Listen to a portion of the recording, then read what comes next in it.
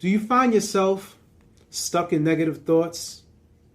Or have you found yourself in a circle of people who just seem to talk negative language? Well, this week on Motivational Confidence, we're going to talk about haters. Stay tuned.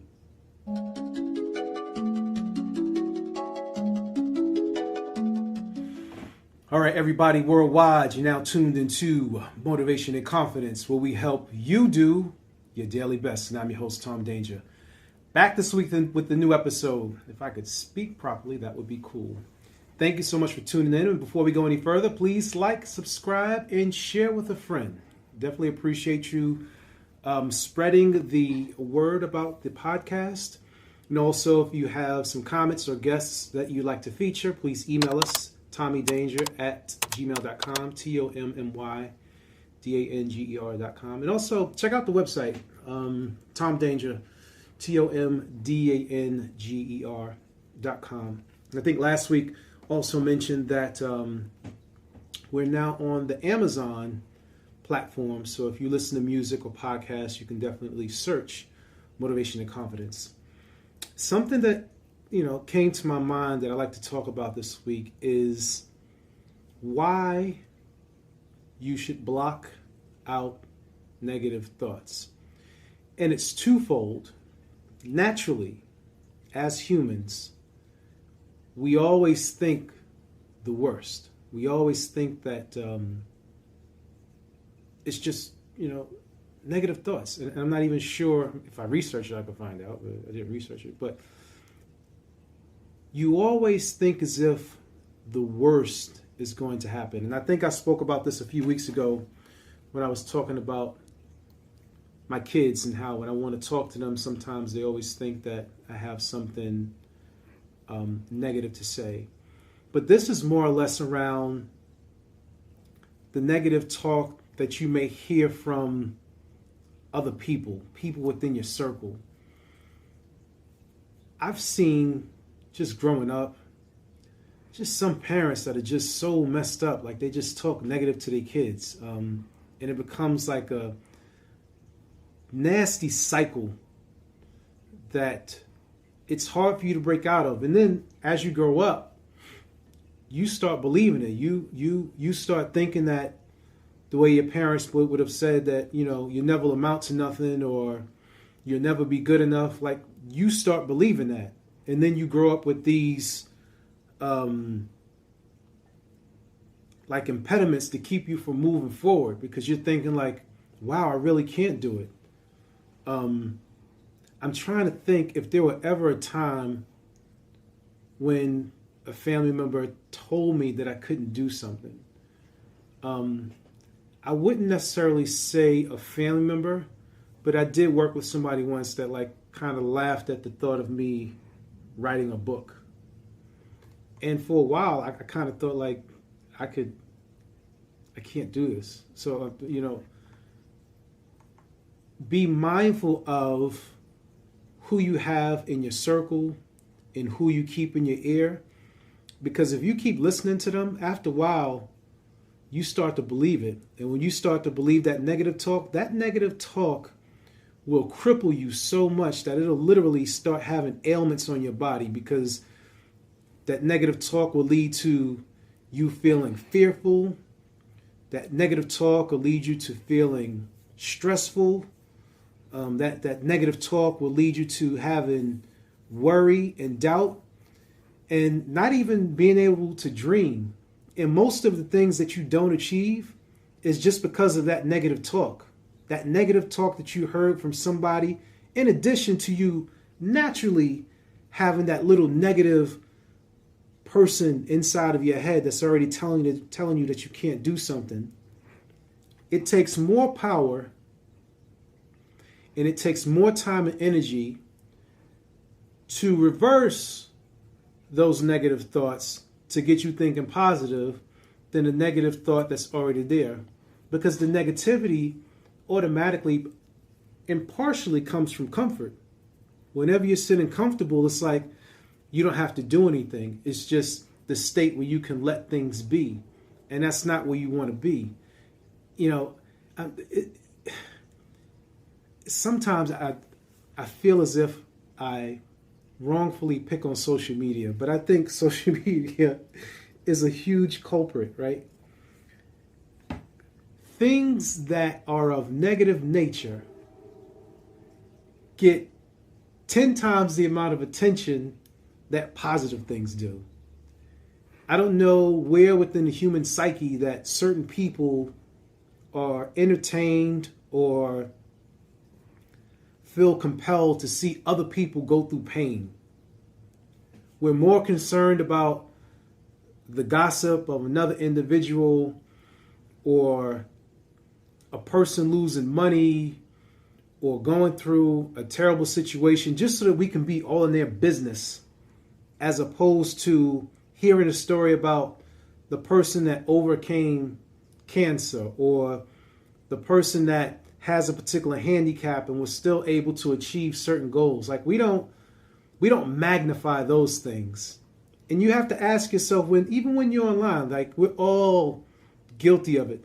Like you have to check yourself when you feel yourself going down that rabbit hole. And that rabbit hole could be based on what you consume, what you listen to, what you watch, what you read, what you eat. All these things are going to play into that negative thinking that you're going to have to get yourself out of. Because then when you're put in the opportunity or the position to do something, how do you know that you can really do it if you automatically are going to doubt yourself? I doubted myself in doing a podcast. I just said, like, I don't know what I'm doing. You know, so I'll be honest, sometimes I still don't feel like I know what I'm doing after 120 something episodes, but it's fun embracing the journey and learning about it. And when you work through those uncomfortable situations and those uncomfortable thoughts, that's when your growth really begins to happen. I'm trying to think of a story that I could share with you that was probably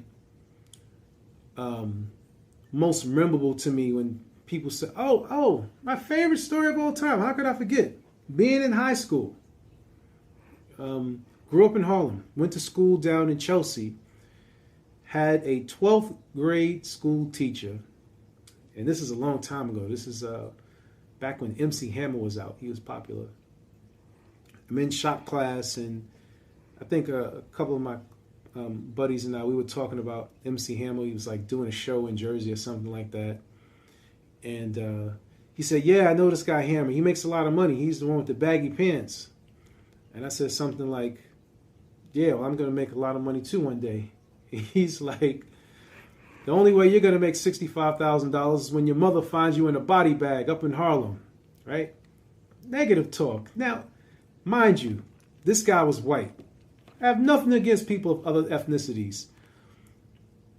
What in his mind made him feel justified to say the most outlandish, disrespectful thing to a teenager?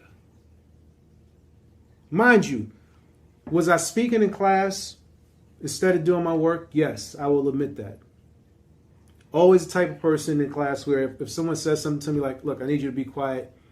All right, I'm focused, I'm back on task. But to go a step beyond that and tell another young black man that you will not amount to anything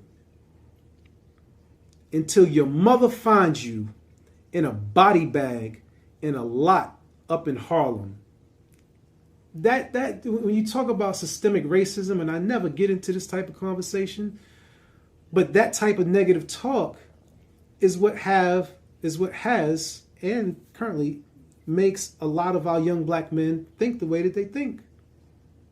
Because as young men, you're constantly told, oh, you're never going to be nothing. You're just going to be a drug dealer. You're just going to be a deadbeat dad. You'll never own a business. You'll never finish school. Like, you could hear about saying that sounds more natural than to say, you know what, when you grow up, you're going to be a successful business owner. When you grow up, you're going to have a great family. You're going to finish graduate school. Or you're going to start a business. Like, that sounds more odd in our sick society as opposed to what it sounds like to say something negative toward one another. Right? And then when you start to drill down, think about when you are within your own circle. This is why they say that your circles are important. When you are within your circle and you have an idea about doing something, and this still happens to this day, certain people will say, oh, I have an idea. Cool, what's the idea? Oh, I want to do such and such. But some people never want to put the work in. They never want to put the work in. And then when you decide to step outside of that circle and work with people who are actually going to help that goal come to fruition, oh, now you're a sucker. Oh, you don't want to rock with people. You don't want to do this. You don't want to do that. No. You just didn't want to do the work. You want everything to come to you on a silver platter. And now you want to take your negative thoughts, your negative disbeliefs, and come over here trying to make me feel bad. Or like people like, sometimes you'll be working on something and people will come to your page and just talk negative. And it's like, instead of you wasting that energy being negative, you could use that same energy to be productive. Social media can be used as a tool to educate and inform, right? You can learn anything that you want to learn online. There's somebody out there who's willing to share their information. Now, you have to be careful and research the people that you're taking information from, because they may not know what they're talking about, and then you start spreading the same nonsense that they've said to you just because it seems easy and understandable. But we're talking about just straight negative talk. We're talking about pure haters, that people that just don't have anything else better to do in life than to come to you and spread hate. Or those people who naturally just have negative thoughts because, or have something negative to say because you won't give them anything. Where do people get the sense of entitlement that you feel as if I should give you something because I've bust my butt to get where I'm at and I'm just supposed to give it to you? You didn't do anything. You just decided today that now you want to be an entrepreneur and you started this and, you set your course, which is cool. Go ahead, do your thing. I just may not be your customer, which is fine. So it's your job to go out there and find your customers. But don't bash somebody else because they've set their thing up. You didn't want to put the work in when they were doing it, and now you feel some sort of way. I'm really trying to understand why people feel as if we owe them something. We don't owe you anything. Anyway, I'm rambling. This is Motivation to Confidence, where we help you do your daily best.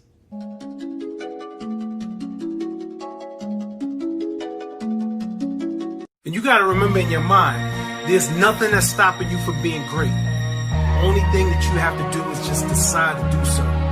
You take the stand today and just say, I'm going to be great. When you wake up in the morning, today is going to be a great day.